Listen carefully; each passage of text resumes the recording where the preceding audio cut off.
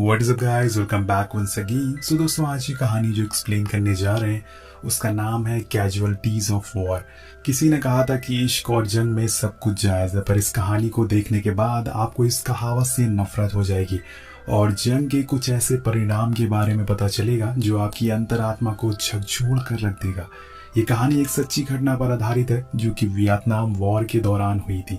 तो चलिए कहानी शुरू करते हैं। यहाँ पर दो छोटे देश साउथ और नॉर्थ वियतनाम के बीच में जंग छिड़ी हुई है, पर यहाँ इन दोनों के ऊपर दो बड़े देशों का हाथ है जो कि है अमेरिका और चाइना, जो हर बार की तरह सिर्फ अपने फायदे देख रहे हैं।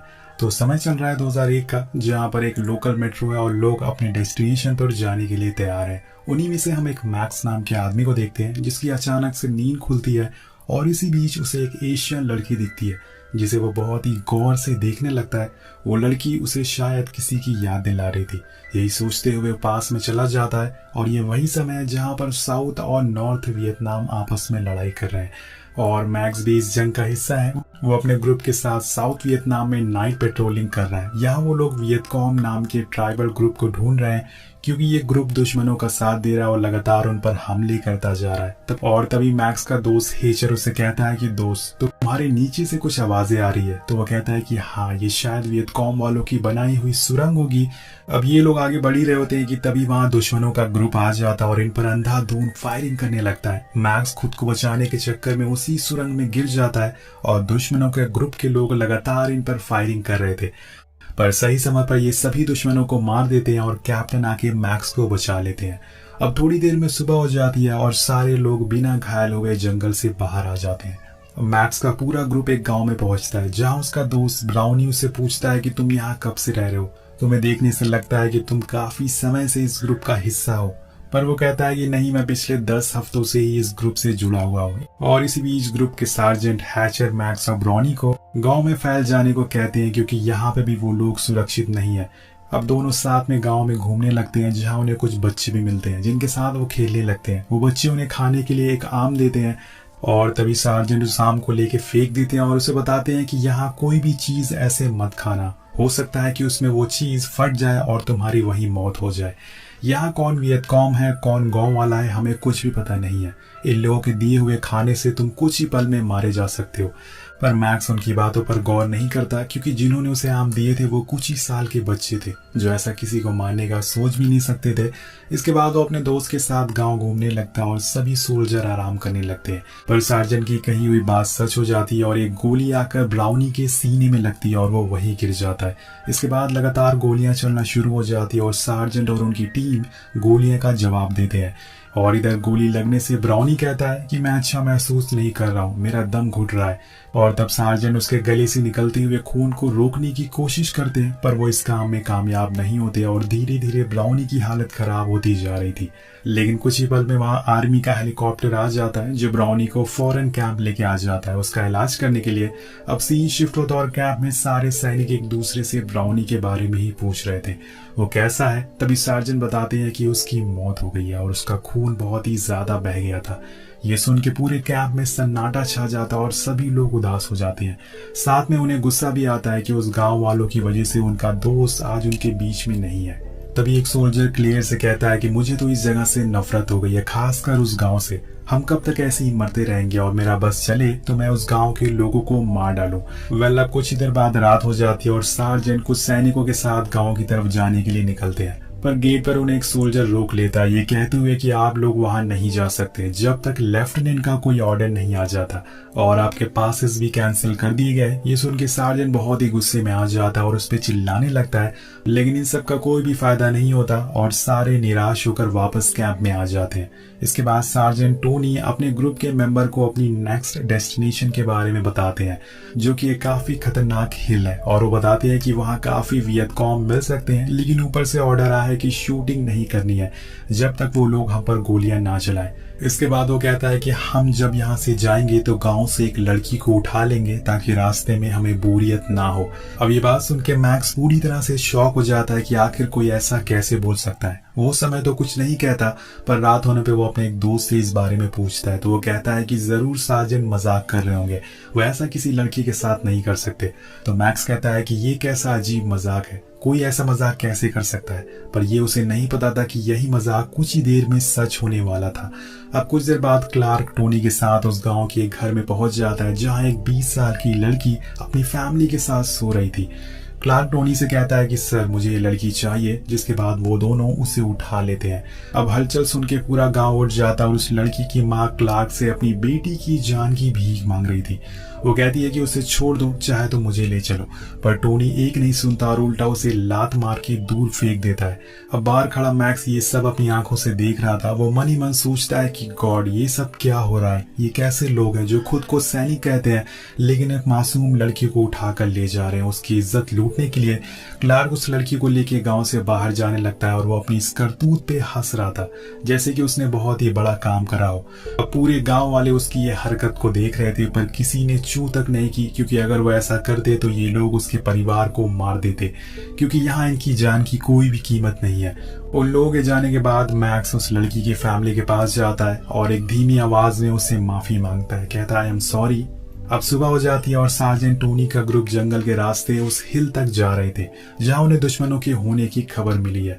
तभी रास्ते में उसके पास मैक्स आके कहता है, सार्जेंट ये हम क्या कर रहे हैं, इसे तो किडनैपिंग कहते हैं। मैंने सोचा था कि आप मजाक कर रहे हैं, ये बहुत ही गलत हो रहा है। और ये सुनकर टोनी उस पर गुस्सा हो जाता और उसे आगे हैचर को कवर करने के लिए भेज देता है, क्योंकि सार्जेंट को इस बात की कोई भी फिक्र नहीं है कि इस लड़की के साथ अब क्या होने वाला है।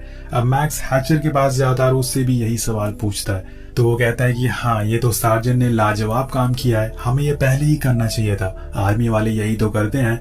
मैक्स उसका जवाब देते हुए कहता है कि तुम खुद को सैनिक कैसे कह सकते हो, ऐसा काम कैसे कर सकते हो, हम लोग इन लोगों की मदद करने आए हैं, ना कि इनकी इज्जत लूटने के लिए, और आर्मी लोगों की जान बचाती है, ना कि उनकी जान लेती है। अब हैचर को ये बात बुरी लगती है, इसलिए वो वहां से चला जाता है, पर मैक्स को अभी भी इस सवाल का जवाब चाहिए था कि आखिर उन्होंने ऐसा क्यों किया। कुछ देर बाद पूरा ग्रुप एक जगह रुककर आराम करता है, तब वो जाके सार्जेंट टोनी से कहता है कि हमने ऐसा क्यों किया। तो सार्जेंट बताता है कि हमने इसे वियतकॉम सस्पेक्ट के तौर पर उठाया है, हमारे बीच एक वियतकॉम लड़की है और हमें उसके साथ फन करना चाहिए, मजे करना चाहिए। पर मैक्स कहता है कि ये झूठ है, ऐसा कुछ भी नहीं है, ये लड़की सिर्फ एक मासूम किसान की बेटी है। लेकिन सार्जेंट टोनी एक बहुत ही बुरा आदमी था। वो मैक्स को चिढ़ाने के लिए कहता है कि हम में से कोई वियतकॉम नहीं है, लेकिन ये लड़की है और तुम ये बात नहीं जानते, और उस लड़की के बाल पकड़कर खींचने लगता है। अब मैक्स से ये जुल्म देखा नहीं जाता, लेकिन वो मजबूर था। सार्जेंट टोनी उसका सीनियर था, अगर उसने उसके खिलाफ कुछ भी बोला तो वापस भेज दिया जाएगा या फिर उसे जेल भी हो सकती है। अब सारे लोग आगे बढ़ते हैं, पर यहाँ इस लड़की पर एक और जुल्म किया जाता है। सबने अपना सामान उस मासूम सी 20 साल की लड़की के कंधों पर डाल दिया था। वो उसे पूरी जंगल पैदल चला रहे थे और उसके पैरों में छाले भी पड़ गए थे, जिसमें से अब खून भी आने लग गए थे। और कुछ देर बाद सारे लोग एक पुराने कॉटेज पे पहुंचते हैं जहां वो लोग आज आराम करने के लिए रुकते हैं। हैचर और क्लार्क आगे का रास्ता देखने चले जाते हैं और तभी मैक्स उस लड़की को देखता है जो बिल्कुल सहमी हुई थी। वो लोग उसे अब मैक्स उस लड़की के पास जाता है और उसे पीने के लिए पानी देता है और तभी वो देखता है कि उसकी पीठ पे चोट के निशान है। वो एक टॉवल भिगाकर कहता है कि आओ मैं तुम्हारी चोट साफ कर दूं, पर वो लड़की रोने लगती है और उसे लग रहा था कि मैक्स भी औरों की तरह बुरा है। लेकिन मैक्स उसे बातें करने की कोशिश करता है और उसे अपने साथ कंफर्ट कराता है। वो कहता है कि मुझे अपना दोस्त समझो, मैं तुम्हें चोट नहीं पहुंचाऊंगा, और ये बोलते हुए वो उसके चोट को साफ कर देता और फिर एक बार चुपचाप बैठ जाता है। उसे ये सब बिल्कुल भी पसंद नहीं आ रहा था जो सार्जेंट उस लड़की के साथ कर रहा था, पर वो कुछ भी नहीं कर सकता था, वो मजबूर है। अब कुछ देर बाद सार्जेंट टोनी आके उसके साइड में बैठ जाता है और फिर मैक्स को लेके उस लड़की के पास जाता है। इसके बाद उस लड़की के हाथ बांधने लगता है और एक बहुत ही शॉकिंग बात बोलता है।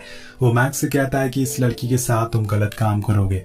ये सुनकर मैक्स पूरी तरह से हिल जाता और वहां से जाने लगता है, और तभी सार्जेंट उसे रोकता है और कहता है कि वो एक वियतकॉम लड़की है और हम जो चाहे वो उसके साथ कर सकते हैं। क्लार्क मैक्स के गले पर चाकू रख देता है और वहीं खड़े रहने को कहता है। अब मैक्स के सामने उसके सारे साथी एक एक करके उस लड़की के साथ बुरा काम करते हैं और ये सारी चीजें देखकर उसका दिल पूरी तरह से टूट जाता है। उसके अंदर गुस्सा भरता जा रहा था, पर इस समय वो उस लड़की की चीखें सुनने के अलावा और कुछ भी नहीं कर सकता था।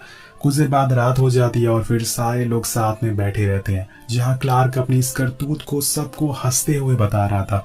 और तभी टोनी उसके पास आके कहता है कि तुम्हें आर्मी बहुत पसंद है ना? तो वो उसके जवाब देते हुए कहता है कि हाँ, ये जिसमें मैं हूँ वो आर्मी नहीं है, बल्कि वो जानवरों का एक ग्रुप है।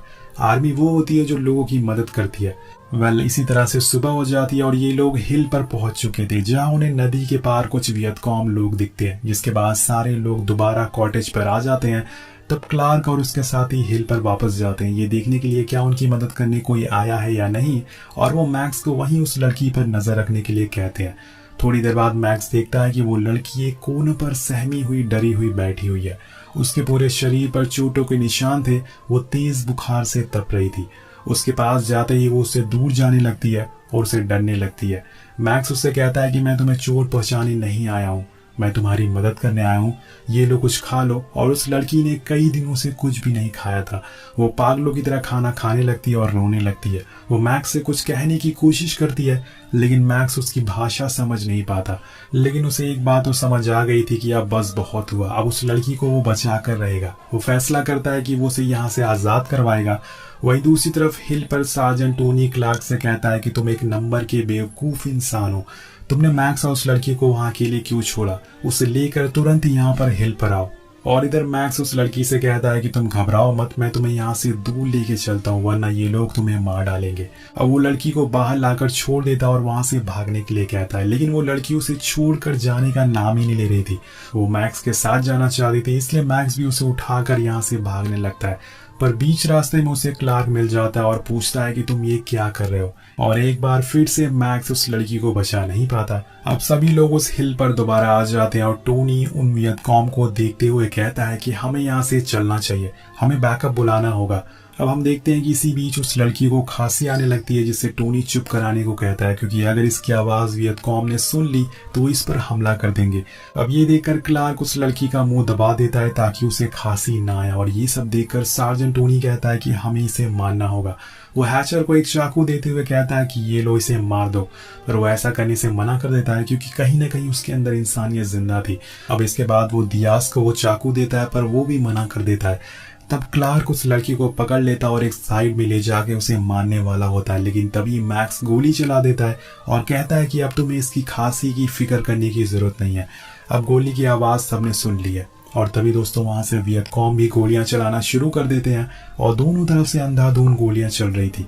इसी बीच वो लड़की अपनी जान बचाने के लिए रेलवे ट्रैक से दूसरी तरफ भागने लगती है, पर टोनी उसे भागते हुए देख लेता है और वो सभी को ऑर्डर देता है कि ये लड़की भाग ना पाए और बोलता है कि सभी लोग इस पर गोलियां चलाओ। ये देखकर मैक्स भागती हुए उसे बचाने आता है, लेकिन टोनी उसे मारकर वहीं गिरा देता है और सभी उस पर अंधाधुंध गोलियां चलाने लगते हैं, जिससे कि वो लड़की पूरी तरह से छलनी होकर ब्रिज से नीचे गिर जाती है।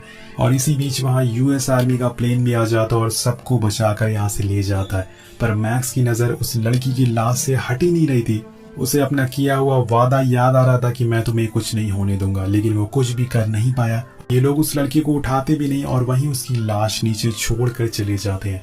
जाते जाते मैक्स के दिमाग में बस एक ही ख्याल आ रहा था कि अब वो उसके कातिलों को जेल भेजकर सांस लेगा, चाहे कुछ भी हो जाए और चाहे इसके लिए उसे पूरे सिस्टम से क्यों ना लड़ना पड़े। अब सीन कट होता और हम मैक्स को कैंप में देखते हैं, जहां वो अपने एक दोस्त से उस लड़की के बारे में बताता है। उन लोगों ने उस लड़की को मार डाला, पर तभी वहां क्लार्क आ जाता और उससे कहता है कि ये जो कुछ भी हुआ वो उसे भूल जाए, ये तुम्हारे लिए अच्छा होगा। पर वो कहता है कि ऐसा नहीं होने वाला है, मैं जाके लेफ्टिनेंट रैली को इस बारे में सब कुछ बता दूंगा। वो कुछ देर बाद रैली के पास पहुंचकर उन्हें पूरी कहानी बताता है, पर उन्हें कुछ भी फर्क नहीं पड़ता और वो उल्टा ये कहते हैं कि तुम्हें ये सब भूल जाना चाहिए, मैं जितनी जल्दी हो सके इस बात को दबा देता हूँ। अब रैली की ये हरकत देखकर मैक्स गुस्से में आ जाता है, पर यहाँ एक बार फिर से यस सर के नीचे दब जाता है। मैंने आपसे कहा था कि मैक्स को पूरे सिस्टम से लड़ना होगा। अब कुछ दिन बाद हम देखते हैं कि एक गांव में एक आग लग जाती है, जहां पे मैक्स कुछ लोगों को रेस्क्यू करने जाता है, जहां वो अपने दोस्तों को इस बारे में बताता है, पर वो भी चुप रहने की सलाह देते हैं और कहते हैं कि तुम सभी लोगों से नहीं लड़ सकते। और इसी बीच वहां फिर से फायरिंग होने लगती है, जिसमें एक सोल्जर शहीद हो जाता है।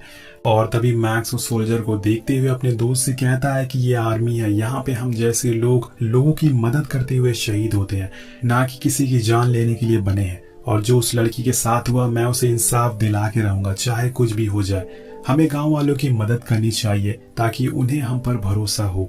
कब तक ऐसे ही हमारे जवान मरते रहेंगे।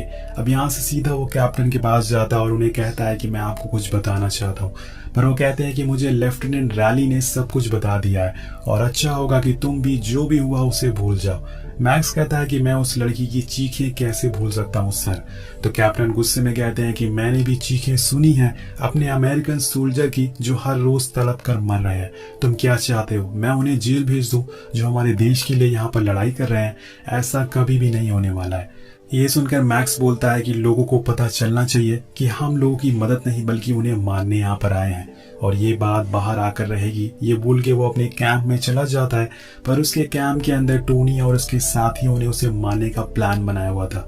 वो उसे ग्रेनेड से उड़ाने वाले थे, लेकिन मौका देखकर वो बाहर कूद जाता है और उसकी जान बच जाती है। लेकिन अब वो अपने गुस्से पर काबू नहीं कर पाता और वो सीधा टोनी के पास जाता है जहाँ वो पार्टी कर रहे थे। वहां जाके वो क्लार्क को खींच कर एक मारता है और कहता है कि तुम्हें मुझे मारने की जरूरत नहीं है क्योंकि कोई भी मेरी बात नहीं सुन रहा है। तुम लोग आजाद घूम सकते हो एक बेकसूर लड़की को मारकर। और गुस्से में यहाँ से चला जाता है।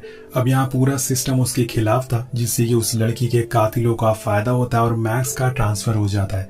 लेकिन जाने से पहले वो एक बार में बैठा होता है कि तभी वहाँ एक कैप्टन आके उससे बातें करने लगते हैं। अब वो मैक्स को उदास देख के वो उसके पीछे की वजह बताने को कहते हैं और उन्हें लग रहा था कि मैक्स को अपनी फैमिली की याद आ रही थी, इसलिए कैप्टन उसे समझाने लगते हैं और पूछते हैं कि तुम उदास क्यों हो। अब मैक्स उन्हें कहानी बताना चालू कर देता और कहता है कि हम लोग पेट्रोलिंग पर थे और तभी मेरे साथियों ने एक लड़की को उठा लिया और उसके साथ गलत काम किया, लेकिन मैं कुछ भी कर नहीं पाया, मैं फेल हो गया। और ये बताते हुए वो रोने लगता है। और फिर अगले दिन हम देखते हैं कि एक टीम उस लड़की के लाश के पास पहुंच जाती है और उसका इन्वेस्टिगेशन शुरू हो जाता है, जिसके बाद टोनी और उसके साथियों को पूछताछ के लिए बुलाया जाता है और वो सारे अपने गुनाह तो कबूल कर लेते हैं, पर उन्हें ये सब करने का कोई भी पछतावा नहीं हो रहा था। वो मुस्कुरा रहे थे। अब लास्ट में सार्जेंट टोनी को भी बुलाया जाता है और सीनियर उस पर खूब चिल्लाते हैं कि तुम एक लड़की को कैसे मार सकते हो, उसे खांसी आ रही थी इसलिए तुमने उसे जान से कैसे मार दिया। ये कहाँ का लॉजिक है। सभी सीनियर उसे खरी खोटी सुनाते हैं और फिर सभी को दोषी पाया जाता है और कोर्ट उन्हें सजा सुनाना शुरू कर देता है। यहाँ पर दियास को 8 साल की सजा होती है और हैचर को 15 साल की और क्लार्क को उम्र कैद की सजा होती है और सार्जेंट टोनी को 10 साल की सजा सुनाई जाती है। ये सजा उस लड़की को वापस जिंदा तो नहीं कर सकती, लेकिन ये एक सबक जरूर हो सकता है उन लोगों के लिए जो सिस्टम के आगे हार कर बैठ जाते हैं। इसी बीच कहानी दोबारा से वहीं आती है जहां से शुरू हुई थी। मैक्स की आंख खुल जाती है और वो अभी भी उस लड़की को देखे जा रहा था। थोड़ी देर बाद ट्रेन रुकती है और वो लड़की जाने लगती है। मैक्स उसके पीछे जाता है और उसे आवाज लगाता है। दरअसल वो अपना स्कार्फ भूल आई थी। वो उसे स्कार्फ देता है और वो लड़की उसे पूछती है कि क्या मैं तुम्हें किसी की याद दिलाती हूँ। मैक्स कहता है कि हाँ। फिर वो बोलती है कि शायद तुमने एक बुरा सपना देखा, लेकिन अब सब कुछ सही हो गया है। और इसी के साथ मैक्स एक गहरी सांस लेता है और कहानी यहीं खत्म हो जाती है। तो आपको ये जंग की कहानी कैसी लगी नीचे कमेंट करके जरूर बताइएगा। जंग हमेशा से तबाही लाती है, चाहे वो किसी के लिए भी लड़ी जाए। आपकी इस पे क्या राय है नीचे कमेंट करके जरूर बताइएगा। मिलते हैं आपसे अगली वीडियो में। Thank you so much.